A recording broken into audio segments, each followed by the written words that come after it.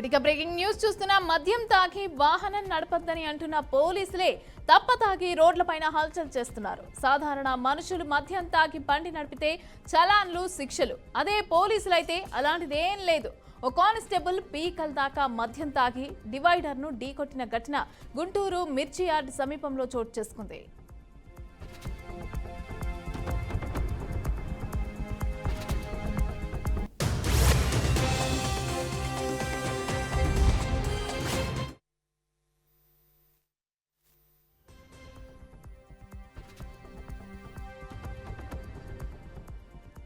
ఒక కానిస్టేబుల్ మద్యం సేవించి వాహనం నడుపుతూ డివైడర్ను ఢీకొట్టిన సంఘటన ప్రజల ఆగ్రహాన్ని అయితే రేకెత్తించింది. ఇక ఈ సంఘటన పాత గుంటూరులోని శ్రీరామ్ నగర్ సమీపంలో జరిగింది. అక్కడ పాత గుంటూరు సిఐ సోమయ్యకు డ్రైవర్గా పనిచేస్తున్న సురేష్ అనే కానిస్టేబుల్ మద్యం మత్తులో డివైడర్ను ఢీకొట్టాడు. అతను సాధారణ కానిస్టేబుల్ కాదని, హోంగార్డ్ అని స్థానికులు తెలిపారు. ఈ సంఘటనను దాచిపెట్టడానికి పోలీసులు చేసిన ప్రయత్నం దళంలో జవాబుదారీతనం, పారదర్శకత గురించి ప్రజలలో ప్రశ్నలను మరింత రేకెత్తించింది.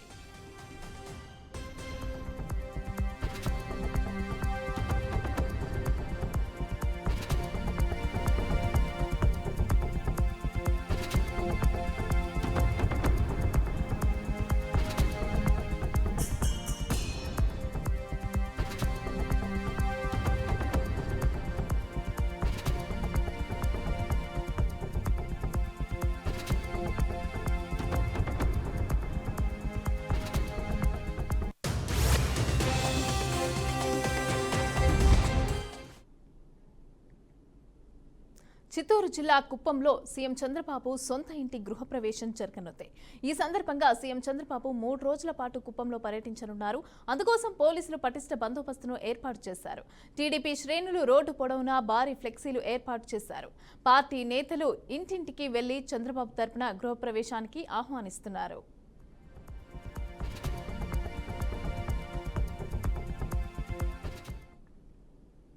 విజయనగరం జిల్లా మెంటాడ మండలంలోని బీరసాడ వలస గ్రామాన్ని ఆనుకొని ఉన్న కోళ్ల ఫారాన్ని గ్రామానికి దూరంగా తరలించాలని గ్రామస్తులు నిరసన తెలిపారు. 5-6 సంవత్సరాల క్రితం గ్రామానికి సమీపంలో ఈ కోళ్ల ఫారాన్ని ఏర్పాటు చేశారని పేర్కొన్నారు. ఫారం నుంచి వచ్చే విపరీతమైన దుర్వాసనతో గ్రామంలో జీవించడం అసహనంగా మారిందని గ్రామస్తులు వాపోతున్నారు. ఇళ్లలోనే భోజనం చేయలేని పరిస్థితి ఏర్పడిందని అంటున్నారు. ఇక చిన్నారులు, వృద్ధులు అనారోగ్యానికి గురవుతున్నారని ఆవేదన వ్యక్తం చేశారు.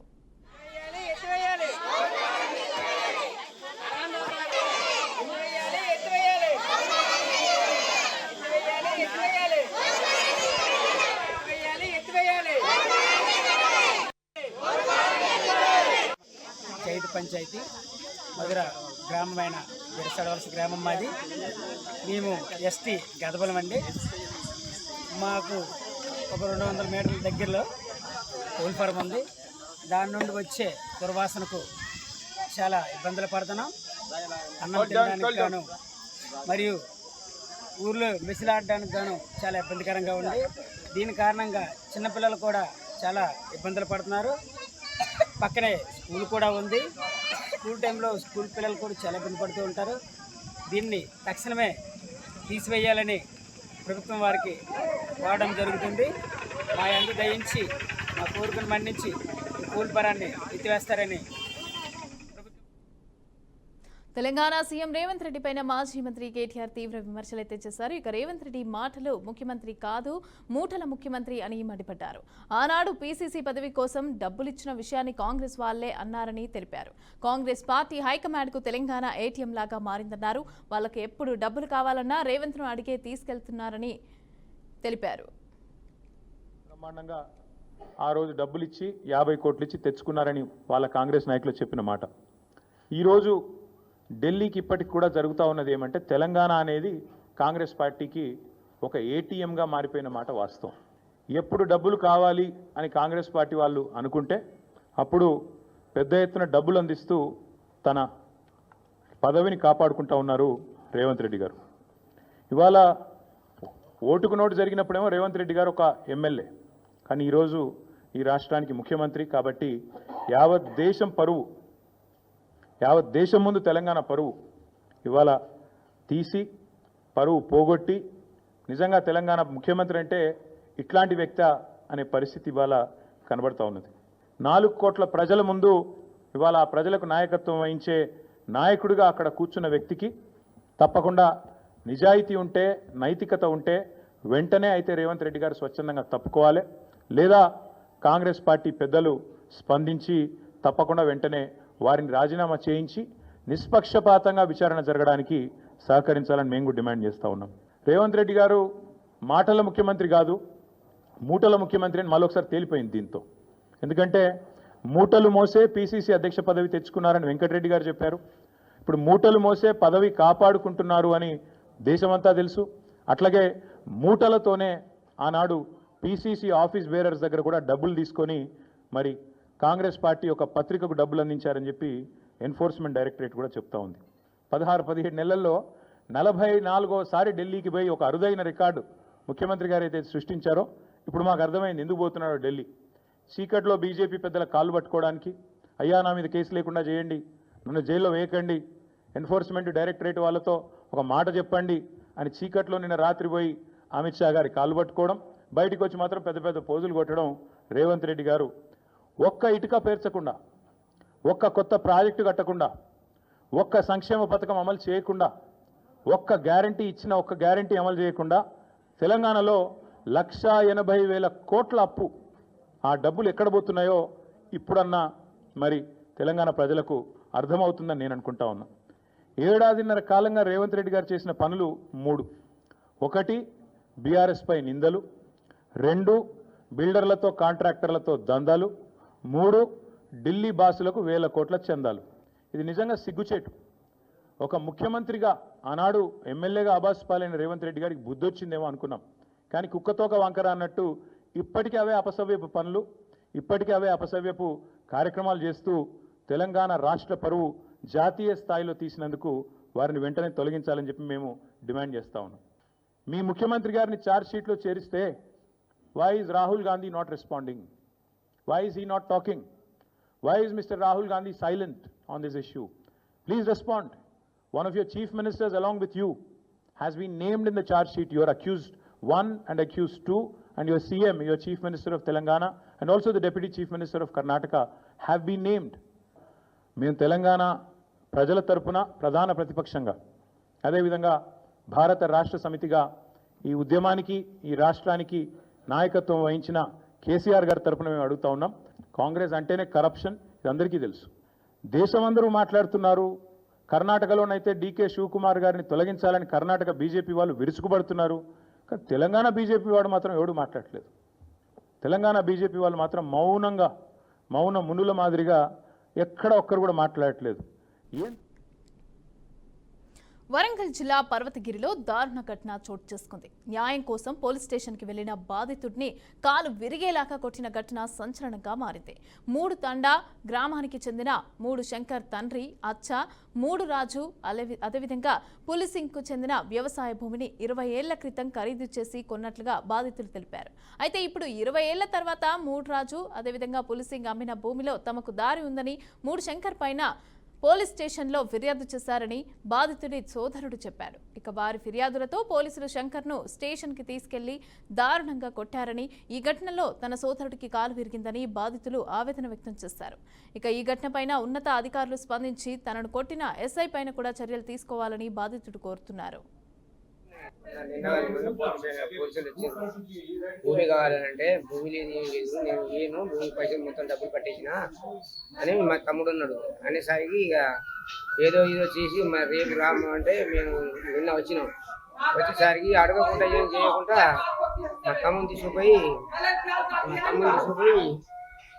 సెక్షన్ ఉన్నారు, మా అన్న సెక్షన్ ఉన్నారు అని ట్విన్స్ పోతే కరెక్ట్గా చెప్పరా, కరెక్ట్గా కాదురా ఇది, నీ ఎందుకు వాళ్ళ భూమి వాళ్ళకి ఇచ్చేయరా, ఉన్న కాడికి తీసుకుని వాళ్ళ భూమి వాళ్ళకి ఇచ్చేయని మా తమ్ముని తీసుకుపోయి బాగా కొట్టి, ఇక్కడ చెప్పల మీద కొట్టి ఇంట్లో తీసుకుపోయి రోకల పంట ఎక్కించి కొట్టింటే బాగా కొడుతూ ఉంటుంది. కొట్టేసరికి మేము పోతానే మమ్మల్ని రానియక మేమేం చేసామంటే బయటనే ఉన్నాయి. బయట ఉండేసరికి నేను చచ్చిపోతాను మా తమ్ముడు అనేసరికి రారంటే వాళ్ళ భార్యకు పిలుచుకొచ్చినాం, మా పూర్వ పిల్లలకు పిలుచుకొచ్చి వాళ్ళ మాటలు వినిపించుకొని 3 శంకర్, తండ్రి పేరు అచ్చ, గ్రామం గూడోతండ, మండలం పడదగిరి ఎస్ఐ భూమి గురించి కేసు ఆయన భూమి అమ్మిన కేసు పెడితే పెద్ద మనుషులను తీసుకొని వచ్చినా నేను. తీసుకొని వస్తే పరిష్కారం అడిగితే నేనేం చెప్పిన, భూమి 20 సంవత్సరం 2005లో కొన్నా సార్ నేను. ఆ 2005లో గిన్ని సంవత్సరం భూమి ఇప్పుడు వాళ్ళకి ఎట్లయితే సార్, ఆ కంచె నాదే, కంచె తోటే మేము మొత్తం తీసుకున్నా సార్. ఎకరం నారా నా భూమి నా హక్కు ఉన్నాయి, కానీ వాళ్ళ హక్కు ఎక్కడ ఉంది? మరి నా ఆధారం ఉన్నాయి కాగితాలు బుక్కులు అన్నీ. ఆ బుక్కులు వానికి ఉన్నాయా? మరి వాళ్ళ ప్రూఫ్ చూపెట్టు అంటే ఆ ప్రూఫ్ లేదు. వాళ్ళ మాట ముఖ్యం. ఆ మాట ముఖ్యం మీద భూమి కంచె ఇడిచిపెట్టా అని ఆ గవర్నమెంట్ నా మీద రివ్యూస్ చేస్తాయి సార్. నువ్వు ఎంత భయం పెట్టినా కూడా నేను భయం పెట్టను సార్. నేను భూమి నేను కష్టపడి కొన్నా, నేను ఇడిచిపెట్టను సార్ అని నేను అన్నా. ఆయన నువ్వు వాళ్ళు చెప్పిండు ప్రకారం నువ్వు కంచె ఇడిచిపెట్టి నీ కాయస్ భూమి వరకు నువ్వు చేసుకోవాలని ఎస్ఐ సార్ అన్నాడు. నేను ఇడిచిపెట్టాను సార్. ఆ పైన సాక్ష్యం ఉన్నది, ఆ సాక్ష్యం పట్టుకొచ్చిన, ఆ సాక్ష్యం తోటి అనిపిస్తా సార్. ఆ సాక్ష్యం చూసి కాదంలో చూడు సార్ అంటే, నువ్వు కాదం లేదు చేయి మీద పెట్టిన ఇట్లా చేసినావు అని నా మీద ఊగుతానని ఇక నా గల్లా పెట్టుకొని ఈ చెంప వేసుకుంటే పోలీస్ స్టేషన్లో తీసుకుపోయి మెత్తగా తన్నిండు. ఆ బూట్ కాలుతోటి తోతే ఇక్కడ బొక్క మీద దెబ్బ తగిలింది. ఆంధ్రప్రదేశ్ తెలంగాణలోని సినిమా థియేటర్లు బంద్ చేయాలని ఎగ్జిబిటర్లు నిర్ణయించిన దానిపైన కీలక అప్డేట్ వచ్చింది. ప్రస్తుతం అమల్లో ఉన్న అద్దె ఆధారిత రెవెన్యూ మోడళ్లపైన ఎగ్జిబిటర్ల అసంతృప్తి చెందడం ఈ నిర్ణయం వెనుక ప్రధాన కారణంగా తెలుస్తోంది. అయితే ఈ వ్యవహారంపైన ఈ రోజు ఆల్ సెక్టార్ల మీటింగ్ అయితే జరిగింది. ఈ మీటింగ్ లో ప్రొడ్యూసర్లు, ఎగ్జిబిటర్లు వివిధ అంశాలపైన చర్చించిన అనంతరం కీలక నిర్ణయం తీసుకున్నారు. ఇక ముందస్తుగా ప్రకటించినట్లుగా జూన్ 1 నుంచి థియేటర్ల బంద్ లేదని ఫిల్మ్ ఛాంబర్ సెక్రటరీ ప్రకటించారు. ఇక ఈ సందర్భంగా ఆయన మీడియాతో మాట్లాడుతూ తెలుగు రాష్ట్రాల్లో చిత్ర ప్రదర్శనలు యథావిధిగా కొనసాగుతాయని ప్రకటించారు. ఇది ఆల్ సెక్టార్ల మీటింగ్ తర్వాత అందరూ కలిసి తీసుకున్న నిర్ణయమని ఛాంబర్ సెక్రటరీ ప్రకటించారు. ఈ సమస్యలను తామే పరిష్కరించుకుంటాం. ఈ సమస్యలపైన ఈ నెల 30న కమిటీ వేస్తున్నట్లు ఫిల్మ్ ఛాంబర్ స్పష్టం చేసింది. ఇక దీంతో థియేటర్ల బంద్ వివాదం సమసిపోయింది.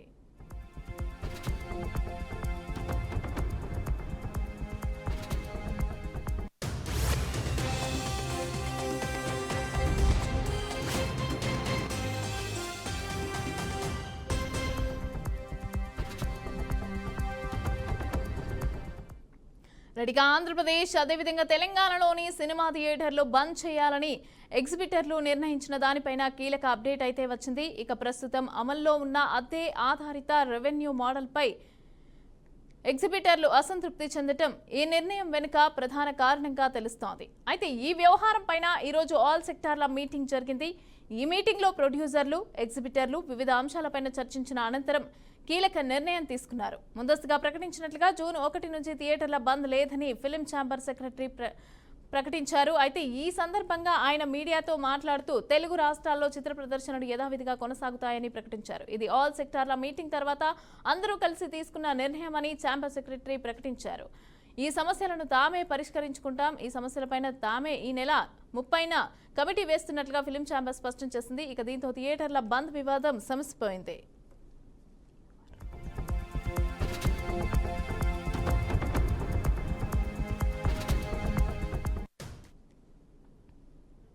మేడ్చల్ జిల్లా మేడిపల్లి పర్వతాపూర్లో ముస్లిం, క్రిస్టియన్ గ్రేవ్యార్డ్లో ఆక్రమణలు తొలగించి ఫెన్సింగ్ ఏర్పాటు చేస్తున్న హైడ్రా. ఇక దీంతో ముస్లిం, క్రిస్టియన్ సహోదరులు సంతోషం వ్యక్తం చేస్తూ సీఎం రేవంత్ రెడ్డి, హైడ్రా కమిషనర్ రంగనాథ్ చిత్రపటాలకు పాలాభిషేకం చేస్తారు. అనంతరం బాణాసంజా కాల్చి వంట వార్పు కార్యక్రమంలో భాగంగా అక్కడే భోజనాలు చేశారు. అనంతరం అక్రమ ఫెన్సింగ్లను తొలగించిన హైడ్రా అధికారులకు స్థానికులు ధన్యవాదాలు తెలిపారు.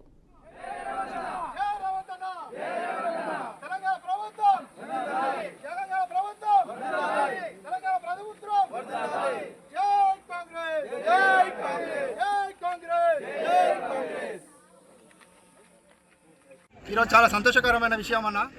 గత 7 ఏళ్ల నుంచి చేస్తున్నాం. హైడ్రాకు చాలా రుణపడి ఉంటాము. అదేవిధంగా రేవంత్ అన్న కూడా చాలా రుణపడి ఉంటాము. చాలా సంతోషకరమైన విషయము. హిందువులకు కానీ, ముస్లింలకు కానీ, క్రిస్టియన్లకు కానీ న్యాయం అనేది గెలిచింది. కాంగ్రెస్ ప్రభుత్వంలో న్యాయం గెలిచింది. ఎక్కువ శాతము రంగనాథ్ సార్కి చాలా ధన్యవాదాలు. ఎందుకంటే రంగనాథ్ సార్ ఆయన దగ్గర పోతే ఒక మిత్రునిలాగా, ఒక ఫ్రెండ్ లాగా కూర్చోబెట్టి 5 నిమిషాలు కూర్చోబెట్టి సమస్య తెలుసుకున్న తర్వాతనే ఆ సమస్య పరిష్కారం అవుతుందా కాదా, ఒకవేళ అయితే పరిష్కారం చేస్తుండు సార్ అప్పుడే. మరి మిగతా ఎవరైతే భయపడుతున్నారో హైడ్రాకి వెళ్ళడానికి, నేను ముందుగా అందరికీ చెప్పేది ఏంటంటే హైడ్రాకి వెళ్ళండి, కంప్లైంట్ ఇవ్వండి, ఎక్కడైతే అన్యాయం జరుగుతుందో అక్కడ కంప్లైంట్ ఇవ్వండి, హైడ్రాకి అప్రోచ్ కాండి, ఎలాంటి భయ ప్రాంతాలకు భయపడకండి. మరి హైడ్రా అనేది పేద ప్రజల కోసమే ఉంది. రేవంత్ అన్న హైడ్రా సృష్టించిందే పేద ప్రజల కోసము. రేవంత్ అన్న దగ్గర మనం వెళ్ళలేము కాబట్టి మరి హైడ్రాకు మనం రీచ్ అయితే హైడ్రా ఖచ్చితంగా 100% మనకు పనిచేస్తుందని నమ్మకం. ఈ ఫిర్యాదుగూడ municipal corporation graveyard. Throughout India, there are 257 cases, but there is nothing to panic, and we are prepared.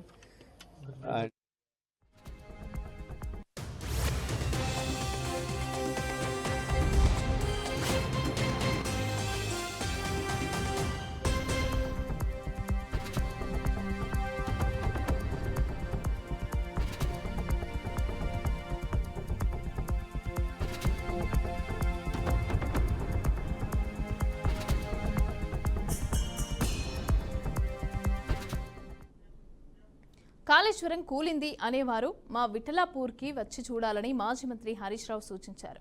Kaleshwaram వట్టిది అయితే విఠలాపూర్ అనంతమ్మ చెరువు మత్తడి ఎలా దూకుతుందని ప్రశ్నించారు. సిద్దిపేట జిల్లా చిన్నకోడూరు మండలం విఠలాపూర్ గ్రామం పెద్దమ్మ ఉత్సవాల్లో ఎమ్మెల్యే హరీష్ రావు పాల్గొన్నారు. అయితే కేసీఆర్ కట్టిన కాళేశ్వరంతోనే 2 పంటలు కూడా పండుతున్నాయన్నారు. రేవంత్ రెడ్డి నోరు విప్పితే అబద్ధాలు చెప్తున్నారని హరీష్ రావు మండిపడ్డారు.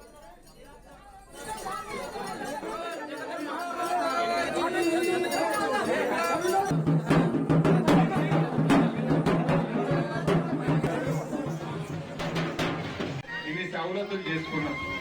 మన ఊర్లో కూడా మంచి పార్కులు కట్టించిన, మీకు వైకుంఠ ధామం కట్టించిన, గోడౌన్లు తెచ్చిన, రోడ్లు తెచ్చిన, స్కూల్ బిల్డింగ్ కొత్తది కావాలంటే కట్టించుకున్నాం.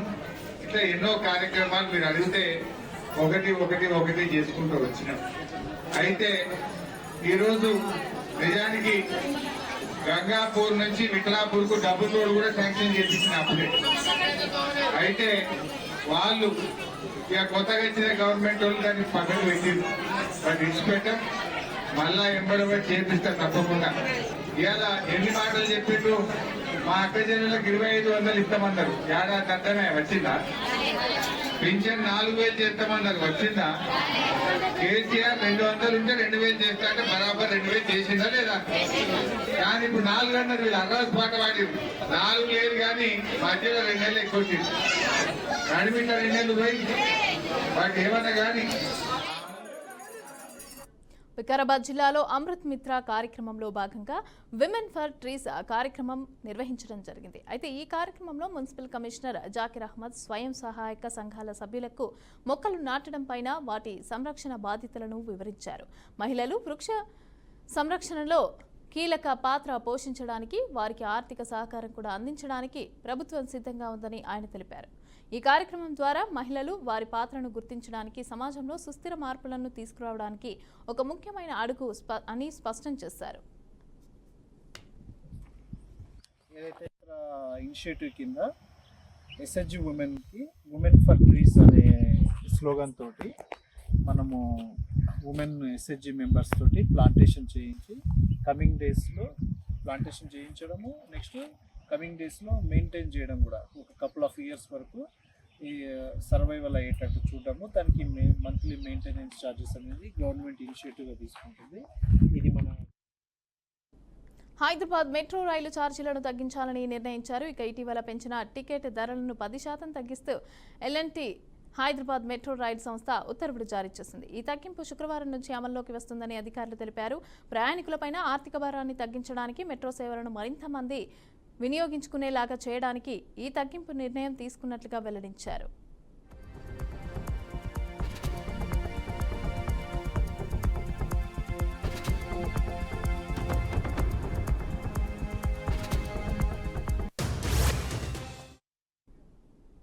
నిర్మల్ జిల్లా ఖానాపూర్ మార్కెట్ యార్డ్లో గత 4 రోజులుగా కురుస్తున్న వర్షాలకు వడ్లు మొలకెత్తాయి.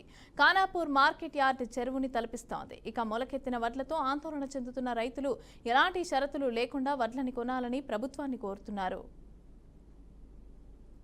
ఇంతకుముందు మార్కెట్లో కొనలేదు, ఇప్పుడు కూడా 4 రోజుల నుంచి వర్షాలలో నీళ్ళల్లో ఉన్నాయి. ఈ నీళ్ళల్లో అట్లా ఏం చేసుడు మరి? ఈ గవర్నమెంట్ ఉండేందుకు లేకేందుకు మరి?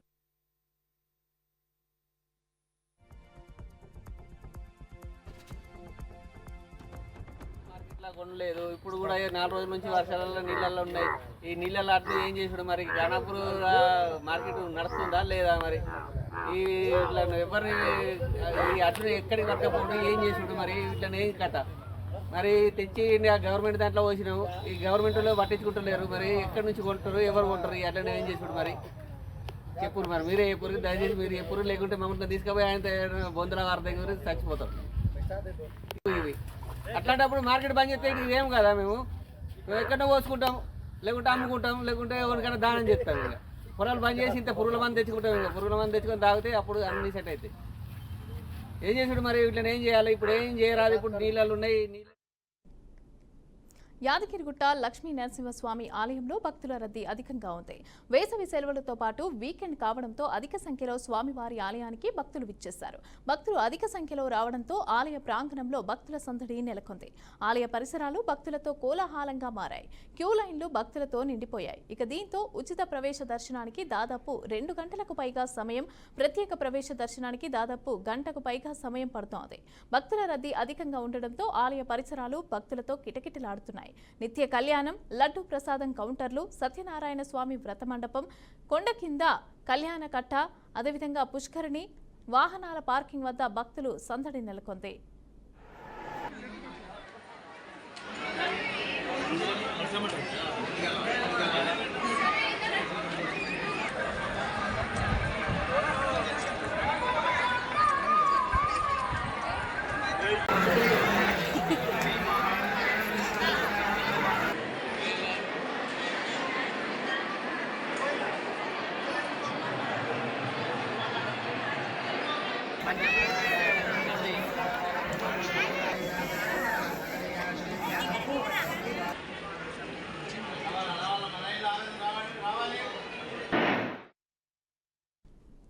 జర్మనీలోని హాంబర్గ్ సెంట్రల్ రైల్వే స్టేషన్లో దారుణ ఘటన చోటు చేసుకుంది. ఇక ప్లాట్ఫామ్ పైన నిల్చున్న వారిపైన ఓ దుండగుడు విచక్షణ లేకుండా కత్తితో దాడికి పాల్పడ్డాడు. అయితే ఈ దాడిలో 12 మందికి గాయాలయ్యాయి.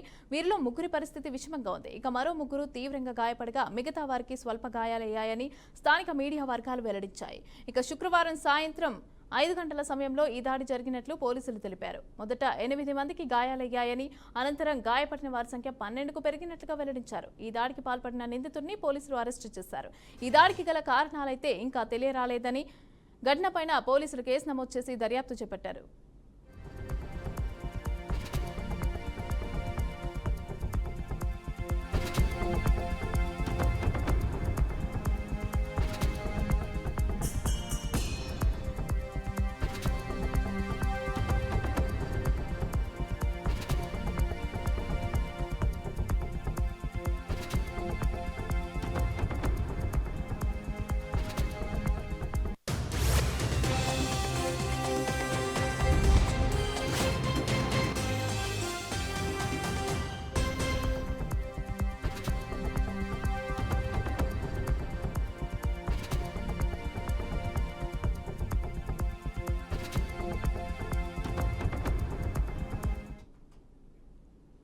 We will updates. For more updates, keep watching BRK News.